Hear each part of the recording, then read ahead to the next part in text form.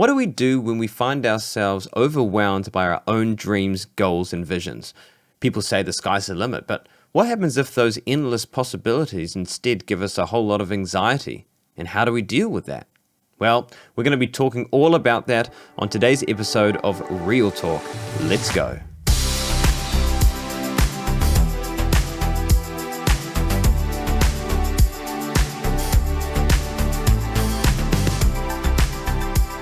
Hi everybody, welcome to the very first episode of Real Talk with Kane Adams. I'm super excited about this podcast. I've been thinking about it for a while, and this is the first episode, and we're just giving it a crack, really, and we're going to see how we go. The idea of this podcast is bringing together therapy and theology. So we're going to talk about all sorts of topics that relate to therapy, topics like boundaries, self-awareness, forgiveness, anxiety, envy, pain, personality, and all sorts of those kind of topics. And then I'm going to kind of bring them together with theology and talk about how the Bible can back up a lot of those topics and a lot of the keys that we talk about with those topics. And so that's what the podcast is about, in a nutshell, really.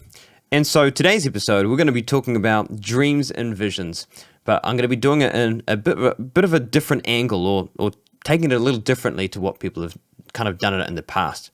So let's get into it. When it comes to dreams and goals, you often hear, whether it's through social media or through Christian leaders around the world, or any leaders really, about the importance of dreaming big. It's important to dream big, have big goals, have big dreams, have big visions. The sky's the limit. The world is your oyster. All those kind of things. I think about Back to the Future. That quote from George McFly, if you put your mind to it, you can achieve anything. And it's true. I mean, it's important to dream big. I mean, the Bible talks about it in the book of Proverbs that where there is no vision, people perish. But what happens is we often focus a lot about the dream and even perhaps achieving the dream from an external point of view. But very rarely do we talk about achieving the dream from an internal point of view. And what do I mean by that? Well, mainly that how do we tackle the anxiety and the sense of overwhelm that we feel when we're thinking about these dreams or when we're trying to achieve these dreams? Because what happens is we have the dream that we become so passionate about and so excited about, but then at some point there's going to be a crossover point where we go from dreaming about the dream to actually taking steps of action to turning it into a reality. And what happens is that once we pass that crossover point where we turn these dreams into a reality, we can be overcome and confronted with a lot of anxiety, a lot of pressure to have to fulfill the dream, and it can be quite uncomfortable and can put us off and make it very difficult. So the problem that we're going to be talking about today is, why do we feel that pressure, and how do we reduce it? Why do we feel anxious about it, and how do we reduce those feelings of anxiety? So the first step when it comes to reducing the anxiety around the dreams that you're dreaming about is to disconnect your dreams from your identity. You need to disconnect your dream from your identity. Why? Well, what happens is when we dream, and certainly once we pass that crossover point like I talked about and start to actually put action to these dreams, is that we can experience a massive fear of failure. And it's not so much a fear of the failure of the dream, but I think often it can be more the fear of failure in ourselves. And when we feel that if the dream fails, that we fail in who we are as a person, then we have connected the dream to our identity, which is a very dangerous thing to do. I think a lot of creatives can fall into this. I know I have myself in the past fallen into this, where as a creative, when you're thinking about art, whether it's creating music or creating art or creating architecture or clothing or dance or drama or whatever it is in the arts field, often what happens is we see the creativity that we possess as an extension of our identity. So what happens is that someone may come along and critique or criticize our creativity or our art that we create, and we take it very personally as a critique on who we are as a person. And creatives can become very flustered and very offended, for the lack of a better word, at the critique. And the problem there is not the person critiquing, but the fact that the creative has connected their identity to the creativity, which it needs to be separated.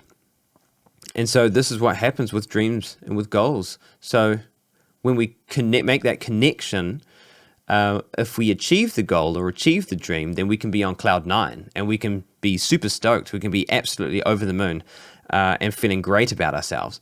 But if we fail at the dream, then not only do we feel bad or feel awful about the dream failing, but we can feel so down about ourselves and depressed and feel like we're worthless because we've connected that dream to our identity. And that's not a healthy way to live at all. So where do we get our identity from? And this is where we start to bring in the theological point of view of it. We read in Genesis 2, verse 27, "So God created man in his own image. In the image of God, he created him male and female." And so right from there, from the beginning of Genesis, we can see that God has given us worth right from the beginning. That even not, and it's not even inherently from when we were born, but even before we were born. The Bible talks about how we were knitted in our mother's womb and how he thought about us before the foundations of the world.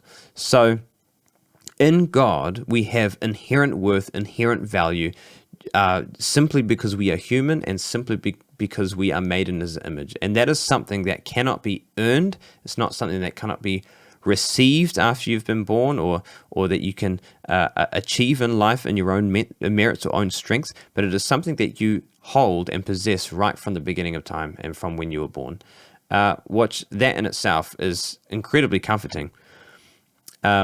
Now, I want to read also from Ephesians 2, verse 4 to 5, because this is a really important point to note as Christians.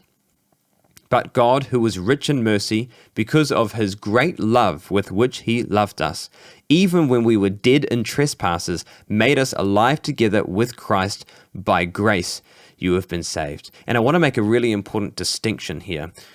There's a difference between having worth, and then there's a difference between having worth and being worthy. There's a difference between having worth and being worthy. So just because we have inherent worth in God doesn't mean that we're automatically worthy in his sight. What do I mean by that? Well, because of the sin virus that entered the world through Adam and Eve and has gone down through generation to generation all the way to us, because the commandments and the requirements of the law were impossible to uphold in our own strength, none of us are worthy to be seen in God's presence or are worthy to be reconciled to the Father, and none of us are worthy of eternal life based on our own strength and merit. But of course, God loves us far too much to leave us in that state, that he sent his son Jesus Christ to die on a cross for us as the substitute for our sin, as atonement for our sin, so that we could be reconciled back to the Father and be made worthy in his sight. So those are 2 points that we can really hold on to as Christians, that we have worth inherently from before we were born in God because we are made in his image, but also we are made worthy through Jesus Christ because of what he has done for us on the cross. What has that got to do with dreams and visions? Well, that is our identity. As Christians, that's what we hold on to when it comes to our identity. That there is nothing that we need to prove. There's nothing that we need to do in order to earn the approval or acceptance of God, but rather that we have that inherent worth and that inherent love from him because we are made in his image and we are made worthy through Jesus Christ. And when we allow that truth to bury deep into our hearts and into our spirits, it can greatly, greatly reduce the anxiety when it comes to achieving dreams. Why? Because we have nothing to prove. And because if we achieve the dream or if we fail at the dream, it's irrelevant. It doesn't matter because we still have our identity and we still have our worth and our value. Okay, so that's the first thing that we need to do when it comes to achieving our dreams, is to disconnect our dreams from our identity. All right, number 2, we need to get realistic about what you want to achieve in life. Okay, get realistic about what you want to achieve in life. I think a great example of this one would be American Idol. I'm sure you've seen it before and you'll be familiar with the audition process that goes through at the beginning of the show. We have people come in, and some of them are amazing singers and they make it all the way to the end. But of course, there are a lot of them who are not amazing at all, rather than, the opposite. And whenever they attempt to sing, they sound like dying cats, and their family and their parents are far too afraid or nice to tell them the truth, but instead they encourage them and set them up for failure, basically, without knowing. And so these people that go through life thinking that they can sing, everyone is telling them that they can sing, and so they go onto the American Idol, they sing, and the judges tell them the truth, that they can't sing to save themselves, and instead of graciously accepting it, they explode. They say, I'm going to be a superstar, you don't know how to sing, you haven't had any singing lessons, I can sing better than you don't know what you're talking about. And they explode. And these people are deluded, unfortunately, because they've been sold a lie that they can sing when in fact they can't sing to save themselves. So there's something to think about when it comes to dreams and visions. So there are two questions that you can ask yourself when it comes to whether your dreams are realistic or not. And the first one is this: do I have the skills, or could I realistically acquire the skills to be able to achieve this dream? And the second one is, am I willing to pay the price to achieve this dream? Because every dream has a price attached to it. It's always going to cost you something. And a lot of people they don't count the cost when it comes to achieving the dream. I see it all the time, people who put out these outlandish New Year's resolutions sometimes, and they say, I'm going to do this or that, and you're thinking to yourself, have you really thought about that? I'm not quite sure.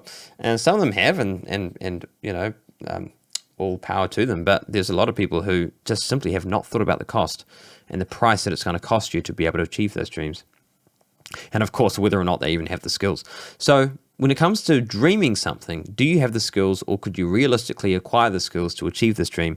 And are you willing to pay the price for achieving those dreams? An example would be, for example, me becoming an All Black, obviously unrealistic. One, because I do not have the skills at all to play rugby at an international standard, let alone any standard. And I'm certainly not willing to pay the price. Too much physical activity for me. So it's just not realistic. But when it comes to, say, creating an album, for example, that's something I've done in the past many times. I've produced a lot of music. And so an album would be a very easy dream for me to achieve. I've got the skills to do it. And I'm at a point where I could quite easily pay the price and be willing to do it. And so that's a dream that I could do. So that's what I mean. So that's the second point, okay? Get realistic about what you can achieve in life. So number one, disconnect your dreams from your identity. Number two, get realistic about what you can achieve in life. Number three, and this is the title of the message as well, reduce your ambition to manageable tasks. This is really important. Reduce your ambition to manageable tasks. And some would think, well, that's quite an interesting title, isn't it? Reduce your ambition. Because normally you'd probably be told that you want to increase your ambition, be as ambitious and as bold as you possibly can be. But the problem with that is that's when we can become so unbelievably anxious and overwhelming, is because we are dreaming far too ambitiously. And so sometimes when it comes to your dream, it actually takes just reducing your ambition a bit. Take it step by step. You don't have to look at the end goal and be so daunted by it, because that's what happens. I know that's what happens to me, is that when I dream about something, I can look at the end goal and be so daunted by the vastness of it and by the hugeness of the goal without looking at the steps that it takes to get there. And it's just far too overwhelming. It's too much. And so, I suppose I can think about that quote that I'm sure you've heard. How do you eat an elephant? You eat it one bite at a time. And it's the same with dreams and goals as well, is that you look at the final product of the goal, or the final outcome of the goal, and then you work backwards. You work out, okay, well, how can we get there? How can we take it step by step? And then you just simply look at the next step, and you go from there step by step. An example of this would be this podcast. When I had the idea of doing this podcast, I was very much overwhelmed by it and anxious about it too, about everything that I needed to do, particularly when I looked at references of other people. I needed to work out how to record it, work out how to film it, work out how to light it, where I'm going to film it, the studio. I've got to work out the editing process, how to edit the video, how to edit the audio. Then I've got to look at marketing. How am I going to market it? Instagram Reels, YouTube Shorts, and all this kind of stuff. And it's unbelievably overwhelming. And so even for myself, as an example, I had to do exactly this: reduce my ambition, take it step by step, and understand that it's a journey. And so how do I do that? Well, I start by saying, okay, brainstorm an idea for an episode. Okay, do some brainstorming. Great, you've done that. Good. Now start to write the episode. Okay, so I've done that. Good. All right, have a go practicing the episode. Okay, practice it. Okay, good. Done that. Next step. Have a go recording the episode. And you're literally just taking it step by step. And as you reduce that ambition and not put so much pressure on yourself to have to achieve this audacious goal tomorrow, then that in itself as well can greatly reduce the anxiety that you feel when it comes to your dreams. So there you have it. Those are 3 steps to reducing the anxiety you feel when it comes to dream. Number 1, disconnect your dreams from your identity and know your identity in God. Number 2, get realistic about what you actually want to achieve in life. And then number 3 is reduce your ambition to manageable tasks. So when you do those 3 things, I think you'll find that you'll reduce the anxiety greatly that you feel when it comes to your dreams and visions. Wonderful. Well, thank you so much for joining me here on Real Talk with Kane Adams. We're going to have a whole lot of fun with many, many episodes to come.